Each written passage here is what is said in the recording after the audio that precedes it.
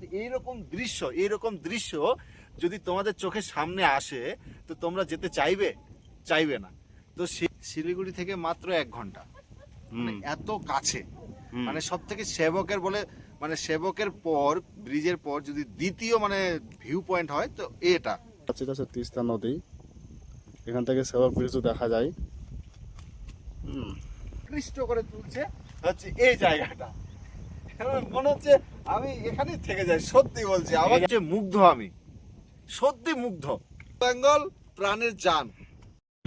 Good evening বন্ধুরা, আমরা এখন কালিম্পং ডিস্ট্রিক্টে পাবনাতলাতে আছি। পাবনাতলা ভিউ পয়েন্ট। ইভিনিং টাইমে যে সূর্য দেখা যাচ্ছে, সুন্দর একটা হাওয়া আসছে আমার দিকে, ঠিক আছে। এই সুন্দর হাওয়া আমরা খুবই সুন্দর উপভোগ করছি, খুব ভালো লাগছে হাওয়াটা। তো এখনো সূর্য দেখা। আমাদের তানভীর বাবু কিছু বলবা? এখানে আসো বলছি, এই পাবনাতলাতে আমাদের ভিউ কেমন লাগছে? এখানে কাছে এসো, একটা খুব সুন্দর দৃশ্য দেখাচ্ছি তোমাকে, কাছে এসো। এই জায়গাটা শিলিগুড়ি থেকে মাত্র 1 ঘন্টা, মানে এত কাছে। মানে সব থেকে সেবকের পর, ব্রিজের পর যদি দ্বিতীয় মানে ভিউ পয়েন্ট হয় তো এটা, ঠিক আছে। আর এখান থেকে মানে এই যে ভিউ পয়েন্টের সৌন্দর্য দৃশ্যটা রয়েছে, এর থেকেও একটা আরো সৌন্দর্য রয়েছে। কি রয়েছে বলো তো? কি সৌন্দর্য হচ্ছে, এই যে কাঞ্চন, এত সুন্দর দেখা যাচ্ছে কাঞ্চনজঙ্ঘা। দেখো, মানে দৃশ্যটা দেখে মন ভরে যাচ্ছে। এই যে দেখতে পাচ্ছ তো দেখা সবাই? যাচ্ছে। দেখো কত সুন্দর লাগছে। তো এইরকম দৃশ্য যদি তোমাদের চোখের সামনে আসে তো তোমরা যেতে চাইবে না। তো সেরকম আমরাও হয়ে গেছি এখানে। আমাদের প্রায় 4 থেকে 5 ঘন্টা হয়ে গেছে থাকা। মানে এই দৃশ্যটা দেখে আমাদেরকে আর যেতে ইচ্ছা করছে না, তাই না? একদম একদম।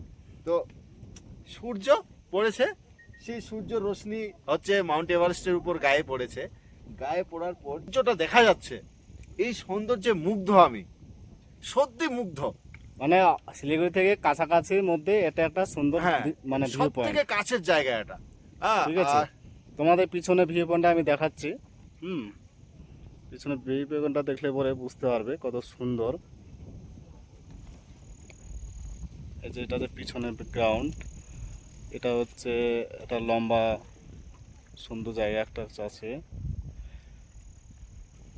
এই যে এটা খুব সুন্দর লাগছে জায়গাটা থেকে। এটা হচ্ছে তিস্তা নদী, আমাদের তিস্তা নদী এখান থেকে দেখা যাচ্ছে। ওই যে দেখা যাচ্ছে এটা হচ্ছে তিস্তা নদী, এখান থেকে সেবক ব্রিজও দেখা যায়।